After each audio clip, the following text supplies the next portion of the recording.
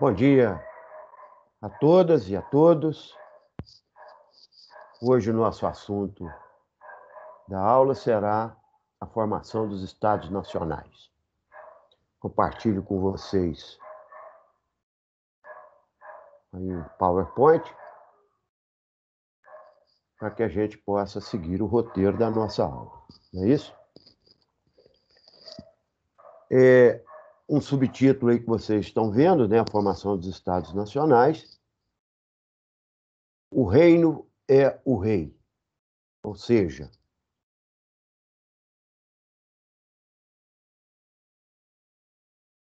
o rei representa o próprio Estado, né? Essa, essa, esse conceito ele está muito claro para nós nos dizeres, né?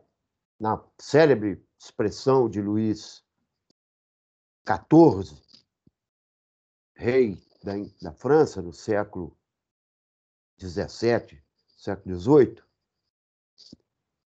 L'État c'est moi, o Estado sou eu. Então, para vocês terem uma ideia de que do tamanho do poder desse rei, né? O rei traz para si, fundamenta para si a condição de ser o próprio Estado, representar o próprio Estado. Então, ele reina de direito e de fato, né? Capaz de impor leis, justiça, nomear, vida, né? A morte, impostos, a guerra.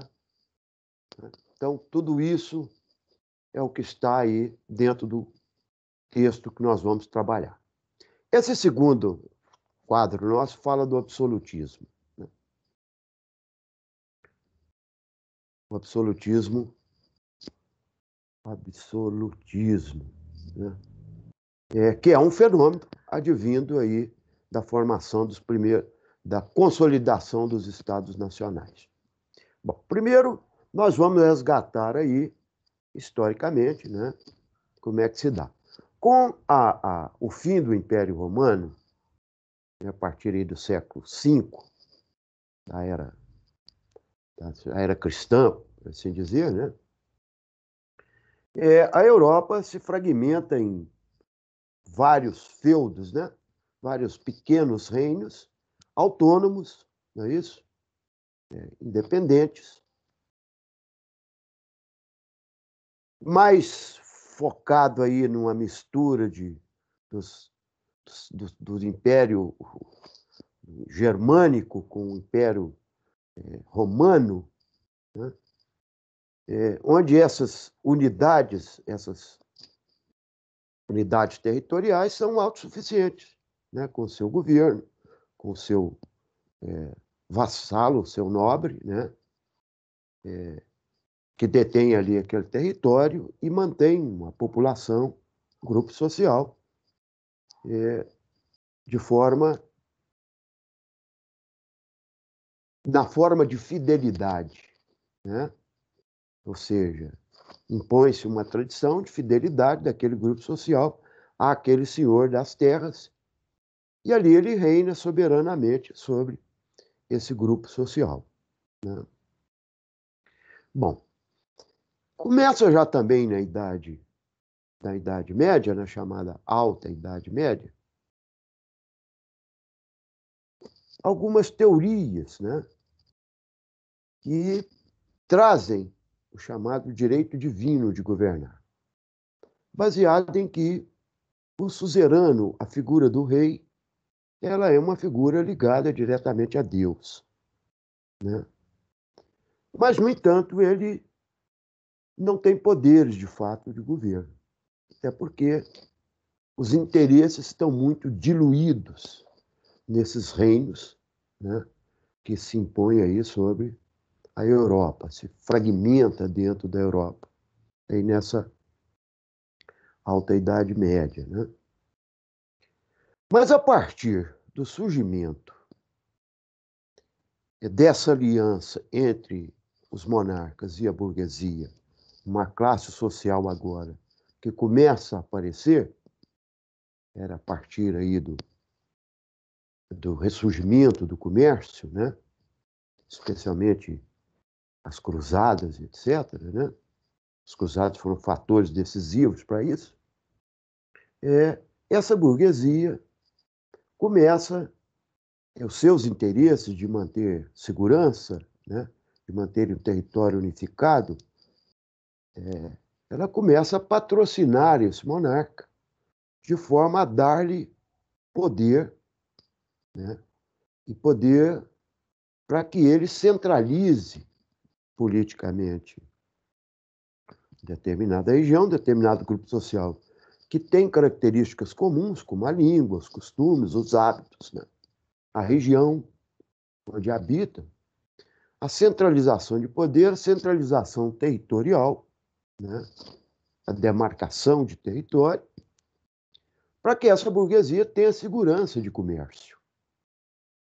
Então, portanto, essa burguesia vai suprir agora, enriquecendo com o comércio, ela vai suprir esse monarca de recursos humanos, né? Recursos humanos no sentido de manutenção da força, exército, né? De guerreiros, não um exército profissional.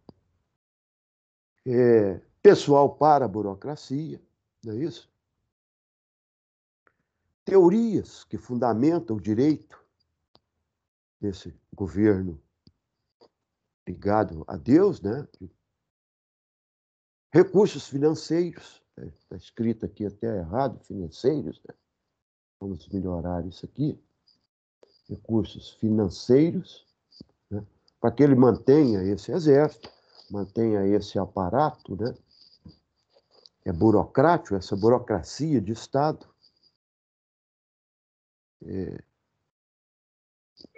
E, com isso, começa a centralização de poder, né? No segundo momento, aí nós vamos para um outro quadro, a formação do Estado moderno, né? Então, é a saída daquele feudo rural, né? Aquele feudo baseado nas relações rurais de produção, autossuficiente, né? Com a sua moeda própria, com seus impostos próprios, com a sua alfândega própria, né? Ligados a essa formação da burguesia, que agora ressurge com o comércio, especialmente comércio urbano, né? As relações com outros estados, especialmente pelas cruzadas, as relações com o Oriente, né? Com os muçulmanos lá nas terras dos muçulmanos, dos árabes, né? Então começa a ressurgir esse comércio e uma vida urbana. A burguesia justamente vem dos burgos, né? Que não ligados à terra, estão ligados à chamada riqueza móvel, ou seja, agora a moeda, né? O resultado da compra e venda de produtos, né? Então, esses indivíduos esses comerciantes, vão ali se assentarem ao lado dos castelos, né? Formando os chamados burgos, ou seja, as primeiras cidades, de fato, né? Agora na Europa. Então, por isso o renascimento comercial e urbano fundamental para a formação desse Estado moderno, né? Daí, essa ligação estreita entre essa burguesia, agora enriquecida, né? Mas não mais baseada na riqueza fundiária, na riqueza da terra, agora na riqueza móvel, do comércio proveniente das relações comerciais, essa união com esses monarcas, né? Suzeranos, que vão reclamar para si o direito do poder de fato, né? E com isso, né, patrocinada por essa burguesia, eles vão aumentando seus domínios sobre territórios, esses territórios sobre a jurisdição e autoridade real, e submetendo, né, esses senhores feudais, vassalos, né, dessa monarquia, à obediência a esse poder central. Bom, fatores que foram decisivos, né, especialmente a partir do século XIV e do século XV, são justamente as crises do feudalismo, né, as guerras entre os senhores feudais, né, com isso a péssima produção agrícola, o alto custo dos produtos, né, as doenças, né, as guerras, né, a morte de parte significativa de mão de obra produtiva, isso é fator decisivo para o fortalecimento desse poder central dessa monarquia, né? O humanismo e o renascimento, como formas de uma nova constatação no pensamento, não é isso? De contestação, né, das questões voltadas às questões religiosas, a esse universalismo da Igreja Católica, se sobrepondo sobre o poder político terreno, né, sobre o poder político temporal. Né? Então, a razão, né, sobrepondo a fé, isso é um fator também decisivo para cada vez aumentar o poder desses monarcas, né? A expansão marítima e comercial, nós bem sabemos que foi uma expansão bancada pela burguesia, patrocinada sob a autoridade das monarquias, fator decisivo aí para o fortalecimento, né, também dessas monarquias e, consequentemente, da fortalecimento dos estados nacionais. E a reforma contestando aí o universalismo da Igreja Católica, né, e reforçando o poder do rei, de forma que você tem dividido aí, separado a questão do poder espiritual do poder material. Então, o Estado representa esse poder material. Embora muitas vezes essa própria reforma ela tenha, em alguns locais, como por exemplo na Itália, na Alemanha de hoje, naquele tempo ela, de certa forma, atuou contra essa unificação do Estado, dos feudos e a formação do Estado Nacional germânico e itálico, porque ela reforçou muito a autoridade do senhor feudal, devido às características, nós vamos falar isso depois, quando falarmos da reforma da Igreja Católica, né, a reforma protestante, nós vamos falar disso, e vocês vão compreender melhor como é que essa reforma vai tender nesses espaços territoriais, fortalecer esses senhores feudais, né? Mas, em outro aspecto, a questão de trazer muito claro na reforma a distinção entre o poder espiritual e o poder material, né? Então, vai contribuir na França, na Inglaterra, na Espanha, né? E outros países aí, Holanda, Áustria e etc., essa unificação do território, consequentemente a formação do Estado Nacional. Bom, falamos aí de algumas teorias do Estado autoritário, né, e do absolutismo, ou seja, foram teorias que justificaram, né, a formação desses Estados nacionais e, consequentemente, do absolutismo, ou esse poder ilimitado dos reis sobre esses Estados. Nós destacamos aí para vocês os teóricos do chamado Estado autoritário, ou seja, o Estado como absoluto, né? Não é o rei absolutista, é o regime absolutista, é o Estado autoritário, o Estado acima de tudo. Destacamos a figura de Nicolau Maquiavel, né? No século XIV, no século XV, com a sua obra O Príncipe, onde ali ele defende que o monarca ele deve lançar mão de qualquer forma para manter a ordem, a paz, né, entre os seus súditos, dentro do seu território, né?